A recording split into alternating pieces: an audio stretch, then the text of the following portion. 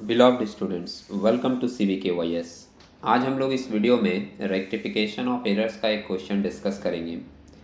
Rectification of errors करने के लिए आप लोग जानते हैं कि आपको बेसिक बहुत स्ट्रांगली पता होना चाहिए, क्योंकि रेक्टिफिकेशन इंट्रीज करने में हम लोगों को journal, ledger, trial balance, cash book, day book, final account के एडजस्टमेंट, ये सारे अच्छे से पता होने चाहिए।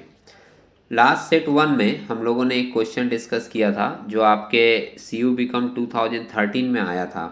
ये क्वेश्चन में भी कुछ बातें आई थी।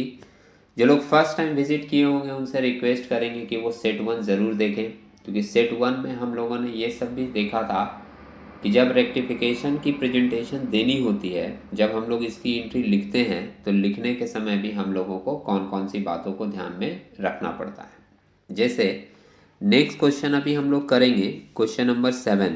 इसमें आप देखोगे लाइन लिखा है rectify the following errors after preparation of trial balance. तो सेट 1 में हम लोगों ने ये बातें डिस्कस करी थी कि अगर वन साइडेड एरर होता है तो before preparation of trial balance में हम लोग सिर्फ नरेशन लिख कर ही उसकी रेक्टिफाइंग प्रोसेस कंप्लीट कर देते हैं। लेकिन अगर हमारा sums after preparation of trial balance का है तो वन साइड एरर में भी एक कंप्लीट जर्नल एंट्री देनी पड़ती है, और वो जर्नल एंट्री में जो भी साइट का जगह खाली रहता है वहाँ सस्पेंस अकाउंट देकर वो एंट्रीज कंप्लीट की जाती हैं। इसी तरीके से अगर आपका sums after preparation of final account का है तो वहाँ पर हम लोग जितने भी नॉमिनल अकाउंट होते हैं उसको रिप्लेस करके उसके जगह पे profit and loss adjustment account या profit and loss suspense account word mention करते हैं। तो इन बातों को ध्यान में रखकर ही हम लोगों को रेक्टिफाइंग एंट्री पास करनी पड़ती है। आगे मेंशन कर रहा है सम्स में कि rectify the following errors after preparation of trial balance but before preparing final account by passing the necessary journal entries. तो फाइनल अकाउंट अभी तक बना नहीं है, मतलब नॉमिनल अकाउंट का जो भी वर्ड मिलेगा उसके जगह पर हम लोग वही वर्ड लिखेंगे, उसको profit and loss adjustment account से रिप्लेस नहीं करेंगे। लेकिन सस्पेंस अकाउंट हम लोग यूज़ कर सकते हैं चूँकि after preparation of trial balance का सम्स दिया हुआ है। तो देखें ए नंबर में क्या गलती हुई है। लिखा है goods taken by the proprietor ₹2500 for gift to his daughter were not recorded at all. 2500 रुपये का गुड्स प्रोप्राइटर ने निकाल लिया बिजनेस से और अपने डॉटर को गिफ्ट दे दी, जो कि बिजनेस में रिकॉर्ड नहीं हुआ। तो सिंपली अगर कोई चीज़ बिजनेस में रिकॉर्ड नहीं होता, यही गलती हो जाती है।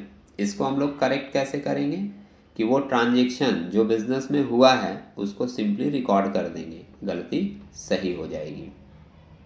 अब क्वेश्चन ये है कि इसकी जर्नल एंट्रीज क्या पास होगी जिसको हम लोग सिंपली रिकॉर्ड करेंगे। तो जब भी बिजनेसमैन अपने घर के लिए बिजनेस से कुछ भी निकालता है उसको हम लोग ड्राइंग से इंडिकेट करते हैं। तो ये जो गुड्स निकाला है वो घर के काम के लिए निकाला है, गिफ्ट देने के लिए अपने डॉटर को, इसलिए ये किस अकाउंटिंग नेम से एडजस्ट होगा, ड्राइंग के नाम से। तो एंट्री बन जाएगी इसका ड्राइंग अकाउंट डेबिट। और जब भी हम लोग बिजनेस से कैश निकालते हैं तो उसके जगह कैश या बैंक लिखते हैं, और गुड्स जब निकालते हैं तो या तो वो ओपनिंग स्टॉक से एडजस्ट होता है या फिर परचेज से। तो आप इसको गुड्स निकालने के लिए परचेज अकाउंट से एडजस्टमेंट दे सकते हो, मतलब एंट्री बना सकते हैं हम लोग इसका क्या, drawing account debit to purchase account. Purchase के जगह अगर आप स्टॉक वर्ड लिख दिए तो कोई प्रॉब्लम नहीं है, लेकिन परचेज ज़्यादा सुटेबल होता है और ज़्यादातर लोग ज़्यादातर बुक्स में भी परचेज वर्ड ही फॉलो करते हैं। तो इसकी अकाउंटिंग रिकॉर्ड क्या हो जाएगी, rectifying entry drawing account debit, चूँकि गुड्स निकाला है घर के लिए, और टू परचेज अकाउंट। दूसरा देखते हैं हम लोग, मेंशन कर रहा है ₹2000 receive from Bimal against a डेप्ट previously written off as bad have been credited to his personal account. Bimal से हमने 2000 रुपया पाया था, किस चीज़ का, एक मेरा डेप्ट था जो प्रीवियसली बैड हो चुका था, मतलब 2000 रुपया हमारा डूब चुका था, वो हमने बिमल से पाया।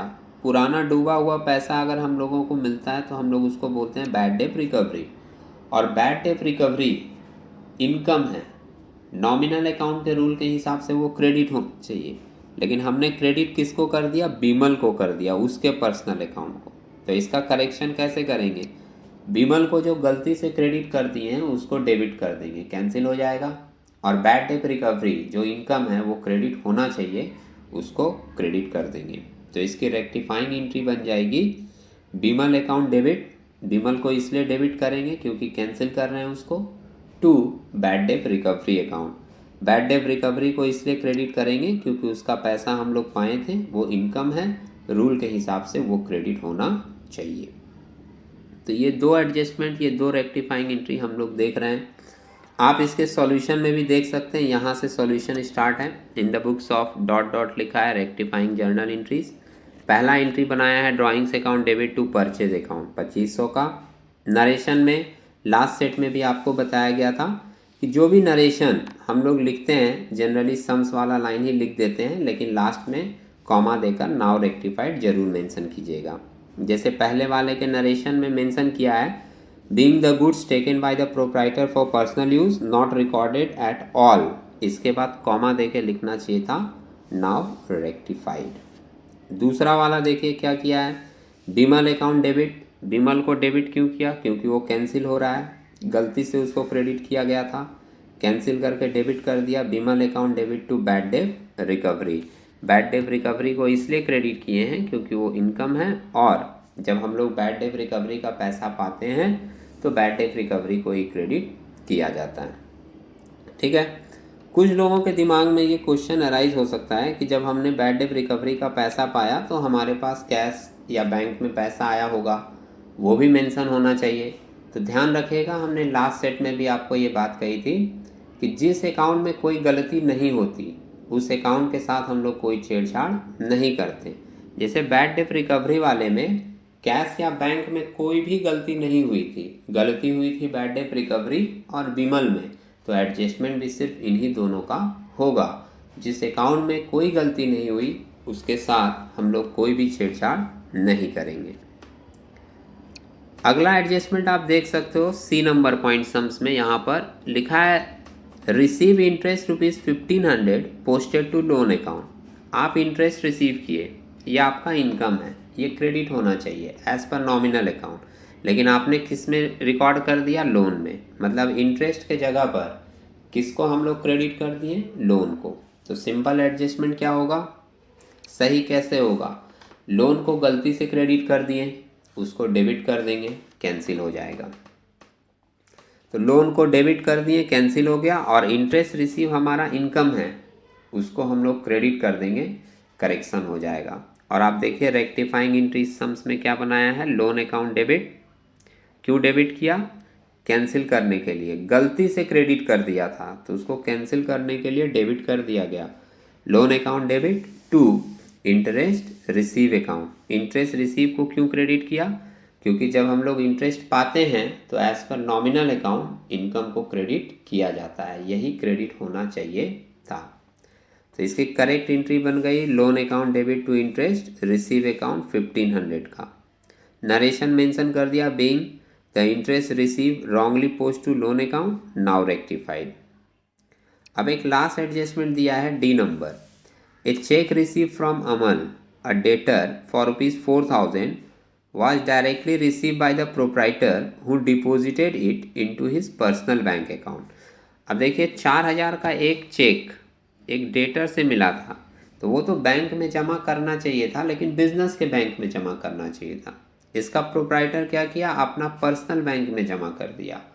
अभी आपने ये बात सुनी है कि बिजनेसमैन बिजनेस से कुछ भी पर्सनल काम के लिए निकालेगा तो वो ड्राइंग हो जाएगा।